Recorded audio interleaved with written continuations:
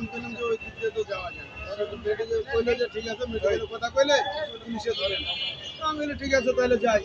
যখন আসছি আসার পরে ওখানে কইতেছে যে ভাই আমরা একে জোর করে কাকারে নিয়ে আইছি, কারণ আমরা মেডিকেল আমাদের এমার্জেন্সি রুগী আছে। তখন কইতেছে আপনাদের এমার্জেন্সি রুগী আছে, আপনাদেরকে রিক্সা ভাড়া করে দিতেছি, আপনারা যান, আপনারা অন্য গাড়িতে করে যান, যাতায়াতটা আমরা দেখতেছি। দেখতেছি তো গাড়ি উল্টা দিচ্ছে, আমাদের গাড়ি ঠিক আছে। আমি কইছি যে মৃত্যুর আগে আমার গাড়ি আর দিতেছি না, কারণ আমার গাড়িতে বহুত টাকা ঋণ আছে।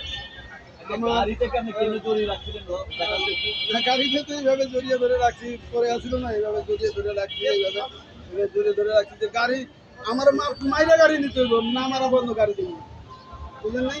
কারণটা কি? কারণ হলো এই গাড়ির উপরে আমার সংসার চলে, গাড়ির উপরে আমার কিস্তি চালাইতে হয়, গাড়ির উপরে আমি ঘর ভাড়া দিই। এখন যদি গাড়ি লয়ে যেতে আমি চলুন কেমনে? যেহেতু গাড়ি আমি পাবো না, তাহলে গাড়ির লোক আমার মাইরে দিয়ে লয়ে যান, আমার আর ওগুলো টানা লাগবো না, কিস্তিও টানা লাগবো না, সংসারটা চলা লাগবো না।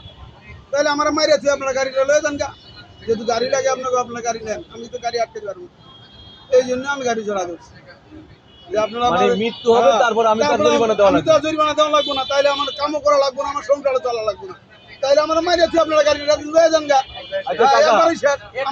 আমার জীবন কাহিনী শেষ, তাইলে আমার আর কি?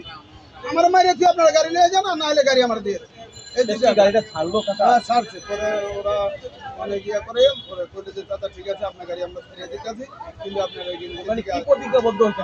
প্রতিজ্ঞাবদ্ধ এটাই যে মেইন রোডে আর উঠা যাবে না, বুঝছেন? মেইন রোডে ভিআইপি রোডে যাওয়া যাবে না, এই যে গেলেই ওরা ধরবে বা জরিমানা করবে, এটা সরকারি লাইন, বুঝছেন? এটা সরকারি আইন মানা লাগবে। হ্যাঁ, সরকারি আইন সবাই মানতে হবে, যেহেতু আমরা বাঙালি, বাংলাদেশ সরকার যেটা আইন করবে এটা আমাদের সবারই মানা উচিত। আমরা সবাই ভালো থাকবো, মানে অন্তত অ্যাক্সিডেন্ট হয় বেশি, অটো রিক্সা আপনি তো একজন পুরনো মানুষ, রিক্সা চালক, অটো রিক্সা চালক।